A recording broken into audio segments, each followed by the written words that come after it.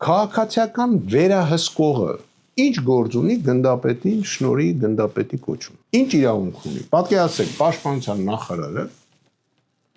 հա, որը որ քաղաքացիական անձ է, չեմ ուզում տամ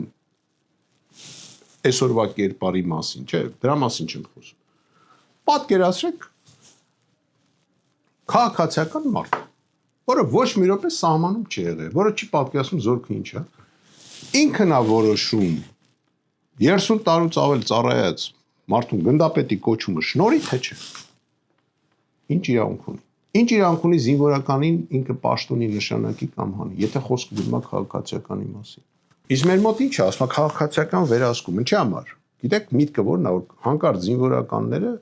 ապստամբություն չբարձնեն, չգրավեն, ասեն իշխանություն։ Դրա համար պետք է վերահսկենք։ Վերահսկեք նախարարություն եք մտնում։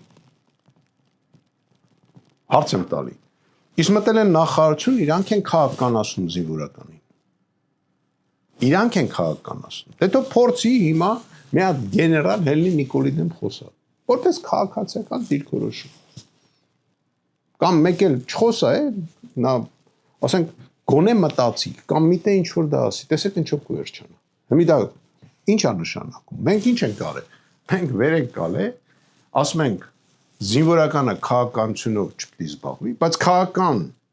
ուժը, որ գալիս է իշխանության, զբաղվում է զինվորական հարցերով։ Լինելով անգրագետ, այդ նույն բանն է, որ ասենք հիմա ինձի տանեն, ասենք գնա վիրահատություն արա։ Կամ կառավարի այդ վիրահատությունը, ռեֆորմ արա։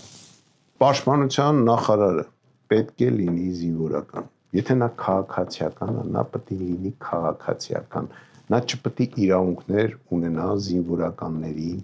մասնագիտական հրամաններ տա, կոչումներ շնորհի եւ պաշտոնների նշանակի։ Ինքը իրավունք չունի որոշի ով պետք է լինի գնդի հրամանատար։ Իրավունք չունի։ Երկրի վարչապետը, եթե նա գերագույն գլխավոր հրամանատար չի, հարց եմ տալի, ինչ իրավունք ունի ներկայացնի նախագահին զինվորականին, ասենք, կոչումներ կամ համապատասխան պաշտոնների նշանակի։ Ինչ իրավունք ունի, որտե՞ղ է դա գրած։ Աբսուրդ է։ Իսկ պաշտպանության նախարարը պետք է լինի զինվորական։ Միայն ու միայն այդ դեպքում զինվորականը չի կարող զբաղվել քաղաքականությամբ եւ չի զբաղվել։ Հակառակ process-ն ենք արել։ Մի ծայրահեղությունից ընկել ենք մի ծայրահեղություն։ Ու նախարարությունն էլ դարել է դեզերտիրների կամ չծառայածների ինչ որ sense մի հատ մարմին, որը որ որոշում է զինվորականի ճակատագրական հարցերը։